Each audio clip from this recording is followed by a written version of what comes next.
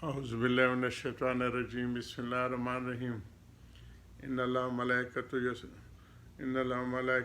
युसल्लूना Alan नबी या अय्युहल्लज़ीना आमनु सल्लु अलैहि वसल्लिमु तस्लीमा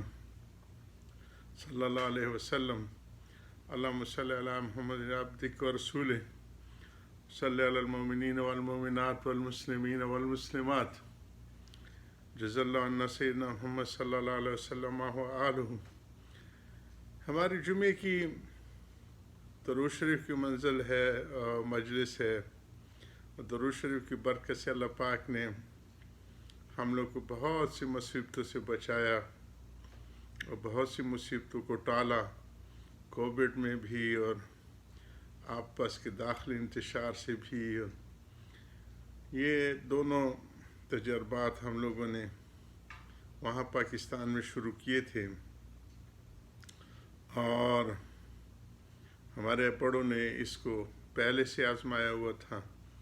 ताउन के ज़माने में, जबकि वो बैन अवी ताउन फैला था जिसमें करोड़ों आदमी लुक़्मे अजल बने। उस वक़्त हज़रत हकीमुल उम्मत ने नश्र तीब, खुशबू को फैलाना, दरूद शरीफ ऐसे है कि ये खुशबू फैलती है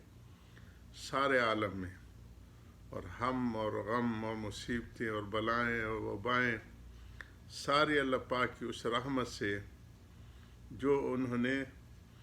अपने हबीब सल्लल्लाहु अलैहि वसल्लम और उनके फ़रिश्ते और इंसान मुसलमान उनके ऊपर भेजते रहते हैं। इसी के आज हम शरह कर रहे हैं कि ये जो आयत है इसमें सलाह का लफ्ज़ है जो अल्लाह सुब्हान ताला की तरफ से, फ़रिश्तों की तरफ से, और मोमिनों को सलाह के साथ सलाम का भी फरमाया गया है। तो इसकी आयत को शरह हम करते हैं। अल्लाह ताला हमारे लिए आसान भी करे, हज़रत सल्लल्लाहु अलैहि वसल्लम की मोहब्बत, इताअत और इत्तिबा हम सबको नसीब फरमाए। सलाह का लफ्ज़ जो आयत शरीफ में वारिद हुआ है उसकी निस्बत अल्लाह जल्ल शानो की तरफ और उसकी फ़रिश्तों की तरफ और मोमिनीन की तरफ की गई है, और एक मुश्तरक लफ्ज़ है, वो एक मुश्तरक लफ्ज़ है तीनों में जो कई मानों में मुस्तामिल होते इस्तेमाल होता है और कई मकासद इससे हासिल होते हैं। जैसे कि साहिब रूल बयान के कलाम में गुज़र चुका है, उलमा ने इस जगह सलाह के बहुत से माने लिखे हैं। हर जगह जो माना अल्लाह ताला शानो और फ़रिश्तों और मोमिनीन के हाल के मुनासिब होंगे वो मुराद होंगे। बाज़ उलमा ने लिखा है कि सलाह अला नबी का मतलब नबी की सना, उनकी खूबियाँ, तारीफ़, ताज़ीम, उनके हुक्मों को मानना और वही और उनकी ज़ात अक़दस के ताल्लुक़ से, और रहमत और अतूफ़त यानी मेहरबानियाँ जो उम्मत के ऊपर है और जो रहमतुल लिल आलमीन थे इसके साथ है। फिर जिसकी तरफ ये सलाह मंसूब होगी उसी की शान और मर्तबे के लायक सना और ताज़ीम मुराद ली जाएगी। यानी अल्लाह सुब्हान ताला की तरफ से है इन्नल्लाह मलाइकतु, फिर फ़रिश्तों की तरफ से है, फिर मोमिनों की तरफ से है, तो उनके शान शान वो तारीफ़ और ताज़ीम मुराद ली जाएगी। जैसे कहते हैं कि बाप बेटे पर, बेटा बाप पर, भाई भाई पर मेहरबान है, तो ज़ाहिर है कि जिस तरह की मेहरबानी बाप की बेटे पर है उस नौ की बेटे की बाप पर नहीं, और भाई की भाई पर दोनों से जुदा है। इसी तरह यहाँ भी अल्लाह जल्ल शानो भी नबी करीम सल्लल्लाहु अलैहि वसल्लम पर सलाह भेजते हैं अल्लाह सुब्हान ताला, यानी रहमत और शफ़क़त के साथ आपकी सना और एज़ाज़ और इकराम करता है, और फ़रिश्ते भी भेजते हैं, मगर हर एक की सलाह और रहमत और तकरीम अपने शान और मर्तबे के मुआफ़िक होगी। आगे मोमिनीन के हुक्म है कि तुम भी सलाह और रहमत भेजो, امام بخاری نے ابو العالیہ سے نقل کیا کہ اللہ تعالیٰ کے درود کا مطلب اس کا آپ کی تعریف کرنا ہے فرشتوں کے ساتھ اور فرشتوں کے سامنے کہ میرے حبیب کس شان والے ہیں، اور فرشتوں کا درود ان کا دعا کرنا ہے۔ حضرت ابن عباس رضی اللہ عنہ سے یصلون کی تفسیر یبارکون نقل کی ہے، یعنی برکت کی دعا کرتے ہیں فرشتے، یعنی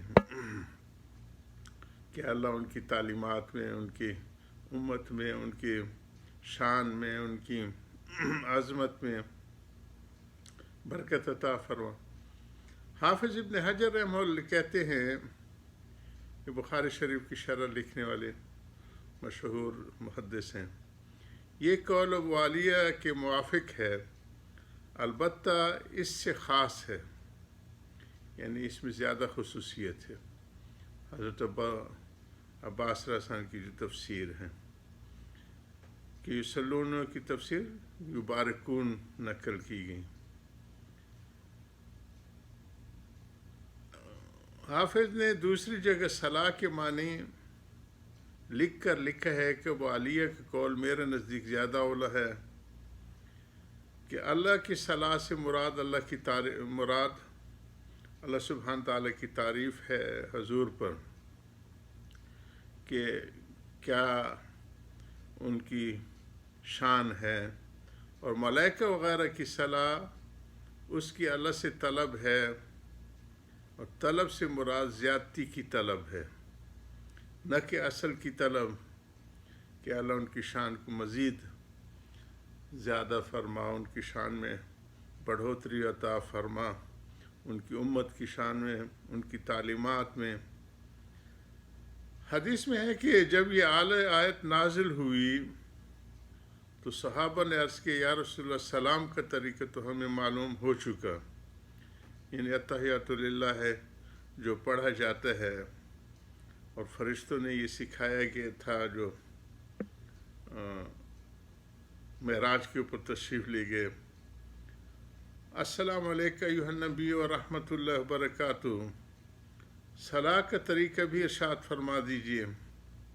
سلام کا تو معلوم ہو چکا کہ فرشتوں نے آپ نے یہ درود شریف ارشاد فرمایا، اللہم صلی علی محمد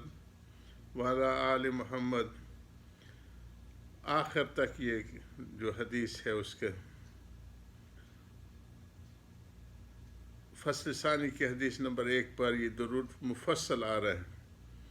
یعنی اللہ جل شانہ نے مومنین کو حکم دیا تھا کہ تم بھی نبی پر صلاح بھیجو۔ نبی نے اس کا طریقہ بتا دیا کہ تمہارا بھیجنا یہی ہے کہ تم اللہ ہی سے درخواست کرو کہ وہ اپنی بیش از بیش رحمت عبدالآباد تک نبی پر نازل فرماتے رہیں، کیونکہ اس کی رحمتوں کی کوئی حد و نہایت نہیں ہے، نہ کوئی حد ہے نہ حساب ہے۔ یہ بھی اللہ کی رحمت ہے کہ اس درخواست پر جو مزید رحمت نازل فرمائے وہ ہم عاجز و ناچیز بندوں کی طرف منسوب کر دی جائیں، گویا ہم نے بھیجی ہیں، حالانکہ ہر حال میں رحمت بھیجنے والا وہی اکیلا ہے۔ کسی بندے کی کیا طاقت ہے کہ سید الانبیاء کی بارگاہ میں ان کے مرتبے کے لائق تحفہ پیش کرے۔ حضرت شاہ عبد القادر صاحب نور اللہ مرکزو لکھتے ہیں، اللہ سے رحمت مانگنی اپنے پیغمبر پر اور ان کے ساتھ ان کے گھرانے پر بڑی قبولیت رکھتی ہے، اس پر ان کے لائق رحمت اترتی ہے، اور ایک دفعہ مانگنے سے 10 رحمتیں اترتی ہیں۔ اللہم صلی علی محمد صلاۃ تنجینا بہا من جمیع الاحوال والآفات وتکفی لنا بہا جمیع الحاجات وتطہرنا بہا من جمیع السیئات وترفعنا بہا عندک اعلی درجات وتبلغنا بہا اقصی الغایات من جمیع الخیرات فی الحیات بعد الممات انک علی کل شیء قدیر، آخر دعوانا الحمد للہ رب العالمین۔